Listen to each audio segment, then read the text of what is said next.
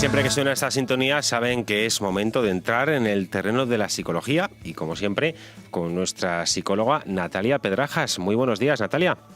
Muy buenos días, ¿cómo estáis? Pues echándote de menos, que ya sé que estás muy liada y no te ha sido posible entrar últimamente, echando de menos tus consejos y los temas siempre interesantísimos que nos traes Antena, querida Natalia.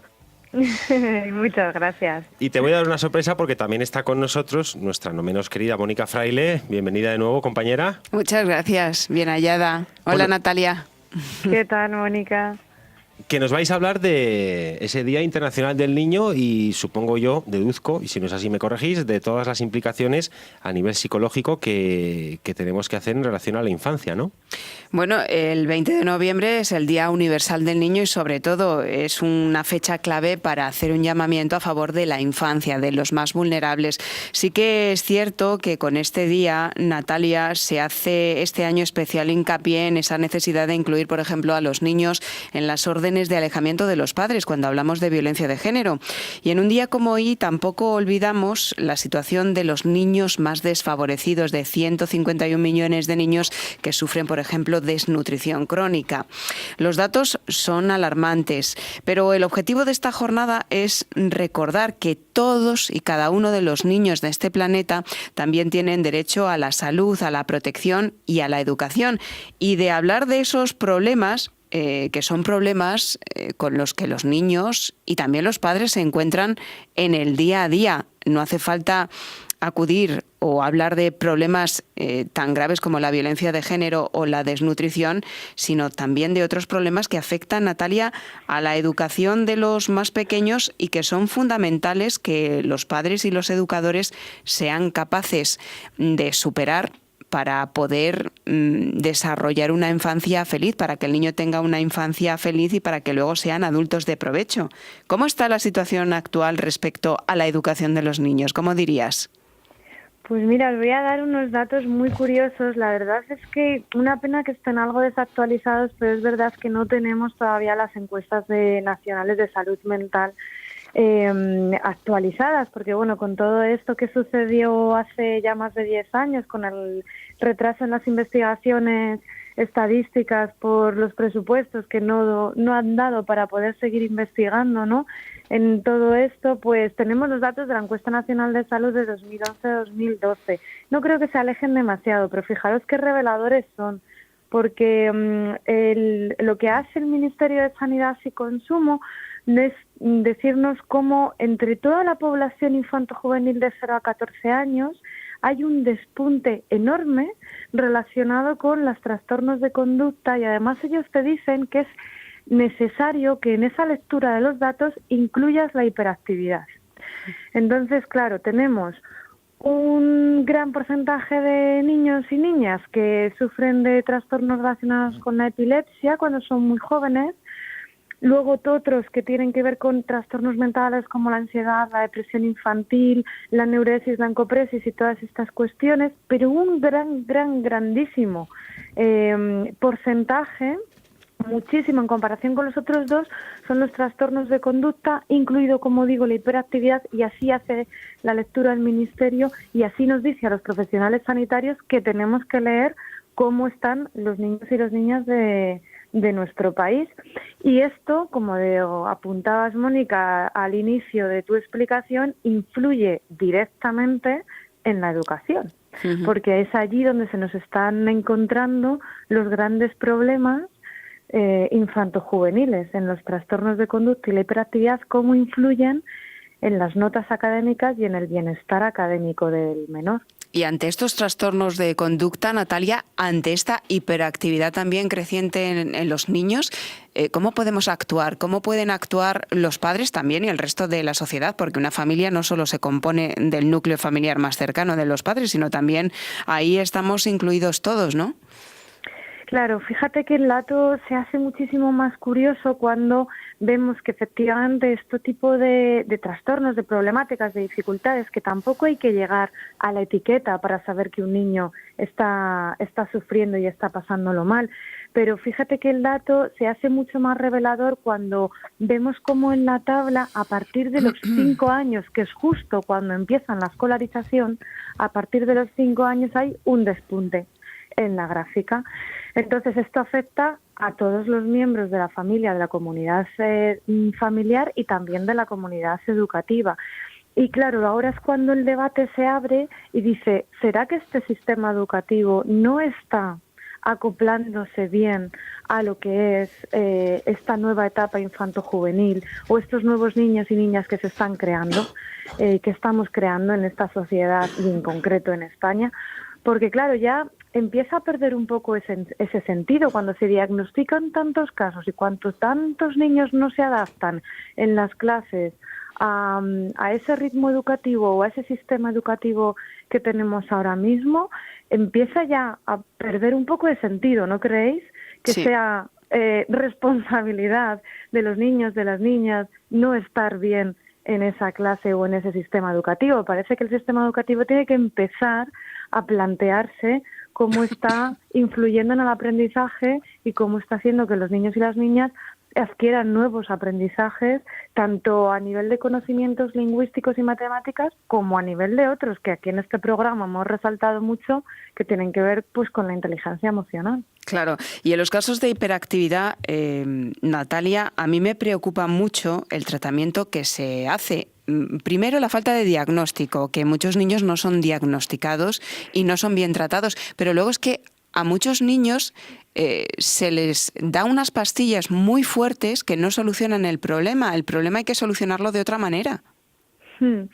Sí, aquí estamos también en un debate que está abierto a la comunidad científica y a la comunidad sanitaria, y es que el tratamiento farmacológico o psicofarmacológico lo que hace es atacar al síntoma, y en determinados casos está muy bien, y eso lo pueden probablemente justificar muy bien pues todos los psiquiatras, neuropediatras infantiles, pero no está atacando y desde luego no está influenciando en lo que genera precisamente o en cómo está ese niño a nivel socioemocional y a nivel también socioeducativo. Entonces, habría que afinar muy bien quiénes son las personas y quiénes son los niños y niñas a quienes les viene muy bien y es absolutamente necesario que tomen un tratamiento farmacológico, y a quienes, por supuesto, a esos también, pero a quienes sería mucho mejor empezar por un tratamiento psicológico o psicoeducativo, ¿no? Que es un poco lo que nosotros venimos rescatando siempre en esta etapa, que es tan importante la etapa educativa en un niño, y es tan importante que ese niño y esa niña vayan bien en los estudios para su propia autoestima, su propio autoconcepto y también para las relaciones que van creando alrededor de todo eso en su sociedad educativa, en su pequeña sociedad educativa. Entonces es muy importante que todos los tratamientos que tengan que ver con la inatención, con la falta de habilidades en la organización, con todas las funciones ejecutivas básicas que sabemos que no tienen del todo desarrolladas o que de alguna forma tienen pues ciertas deficiencias, pues que vayan acompañadas de ese gran obstáculo y ese gran rendimiento académico que se les atraganta. Entonces, por eso ese tratamiento psicoeducativo, donde no se pierde de vista lo socioemocional, pero también se está prestando atención a los procesos de aprendizaje, para nosotros sería el combo más adecuado. Y, por supuesto, luego ver si existe, pero como última posibilidad, y con realmente un seguimiento y un diagnóstico adecuado, como tú dices, si existe la posibilidad de que eso mejore aún más con un tratamiento farmacológico, porque es cierto que en determinados casos es necesario para poder trabajar. Luego, Natalia, hemos hablado de casos más importantes en el sentido que requieren más atención a todos los niveles, no solo atención psicológica, sino, como dices, psicoeducativa, y una atención que implica a muchos profesionales y a muchas áreas diferentes. Pero a mí me gustaría pues no dejarme en el tintero que los niños de hoy también son en general niños, no sé si tienen un problema con la autoridad o ese problema con la autoridad se la estamos inculcando los adultos o más bien los padres. Hay problemas de autoridad en el sentido que los niños de ahora son más desobedientes y a los padres les cuesta más pues ejercer una figura de autoridad que no está reñida para nada con el autoritarismo. Lo que quiero decir es que autoritarismo no es autoridad. O sea, hay que ejercer esa figura como padres, dar unas directrices y no pretender ser amigos de tu hijo, que al final tu hijo no te termina respetando. Y esto es un problema que vemos cada vez más habitualmente en esta sociedad actual. Sí, es que además no nos han enseñado a ser padres ni madres. O sea, esto es algo que puedes tomar dos opciones cuando llega este momento. Puedes ver cómo surge la cosa y dejarte llevar, y por supuesto vas a heredar todos los patrones probablemente educativos que te han inculcado a ti. O puedes tomar la decisión de empezar a formarte, empezar a adquirir habilidades, empezar a adquirir aprendizajes, herramientas y formarte como padre y como madre, que desde luego sería lo ideal. De hecho, han creado y todo una escuela para madres y padres precisamente para eso, una universidad de padres y madres que precisamente lo que hace es tomar conciencia de que nadie nos ha enseñado y que este aprendizaje no tiene por qué venir innato. Eso por un lado. Y luego por otro lado, lo que dices de que efectivamente estamos en una época como poco revuelta, lo que dicen muchas investigaciones es que se está directamente relacionado esa falta de obediencia, ¿no? Y ese cuestionamiento de la autoridad con la falta de tiempo dedicado. Entonces, claro, cuando pretendes dar unas órdenes o pretendes educar a tu hijo siguiendo unas instrucciones muy claras, pero no tienes el tiempo adecuado para reflexionar con él y para darle ese cariño que se necesita para que esas normas se adquieran y para que esas normas se respeten, pues esto no cuaja. Es decir, no podemos pretender que nos obedezcan si no les dedicamos el tiempo suficiente y el cariño suficiente. La combinación perfecta que siempre decimos es que hay que aprender a ser firmes pero cálidos. Y claro, esto en sí parece como una contradicción, pero es la fórmula mágica. Para eso, lo que ayuda a ser firmes pero cálidos es el tiempo. Y disponemos los adultos en esta época en la que estamos viviendo ciertamente de poco tiempo para invertir. Y esto es lo que puede ser, como dicen las investigaciones, ese origen de todas las faltas de obediencia, de trastornos de conducta y de pues este malestar que se crea cuando un niño con una niña pequeña, pero ya también luego adolescente, porque todo eso se va multiplicando y empeorando, pues tiene estos encontronazos tan grandes con el núcleo familiar que luego trascienden a tener precisamente estos problemas a nivel social. Supongo que como psicólogos estáis hartos de dar consejos y de, bueno, pues tratar casos de niños que no hacen caso a sus padres y los padres no saben cómo manejarlos. La cuestión es que muchas veces se cae en el chantaje, Natalia, y esto no es la solución. Si te portas bien, te doy esto. Claro, ese sería pues un reforzamiento, como hemos estudiado en psicología, pues de los más clásicos y que tiene pues muy poco efecto, tanto a medio como a largo plazo. Es cortoplacista y no trabaja en herramientas, no trabaja en habilidades, no trabaja en el vínculo, no trabaja en nada de lo que luego va a ser una garantía de éxito de la relación entre una madre y un hijo, un padre y un hijo, que es esencial porque es a lo que queremos aspirar todos, que pese a las dificultades que haya, pese a los problemas que puedan surgir, tú te sientas a gusto y te sientes cómodo, pleno, ¿no? Que es una de las palabras que hemos trabajado mucho en este programa, te sientes pleno en la relación con tu hijo o con tu hija. Y eso se trabaja a fuego lento.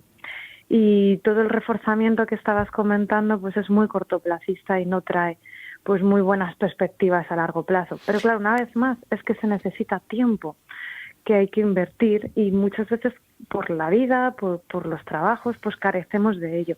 Hay veces que no es tanto un tiempo en cantidad, sino un tiempo en calidad. Entonces debemos ser muy prudentes y decir, bueno, es que como no tengo tiempo, pues yo no puedo cuidar bien o dedicarle bien un tiempo adecuado a mis hijos. No, puede que no tengamos tiempo, pero puede que el tiempo que tengamos sea justo, pero si es de calidad va a tener un impacto muchísimo más positivo en nuestros hijos y en nuestras hijas. Y eso a la larga, cuando tengan 15, 25, 35 años, cuando tengan que cuidar de nosotros, pues eso repercute, por supuesto que sí, muy positivamente. Y ahí lo dejamos, Natalia, porque podríamos estar hablando muchísimo tiempo, largo y tendido, sobre esta cuestión.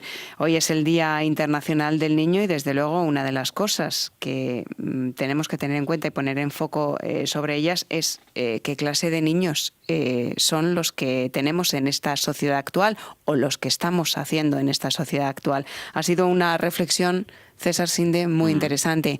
Gracias, Natalia. Sí.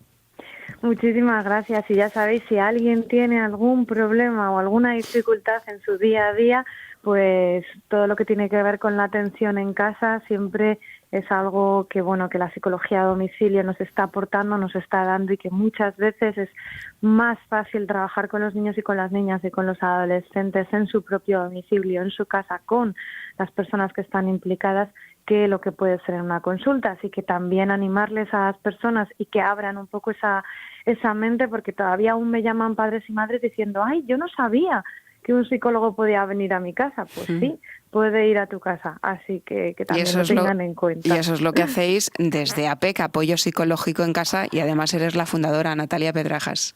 Efectivamente, para lo que necesitéis, aquí estamos, en Radio Internacional. Muchísimas gracias, Natalia. Seguiremos hablando de muchos más asuntos de psicología que creas necesario traer a antena para que nos ilustres. Un saludo. Un saludo.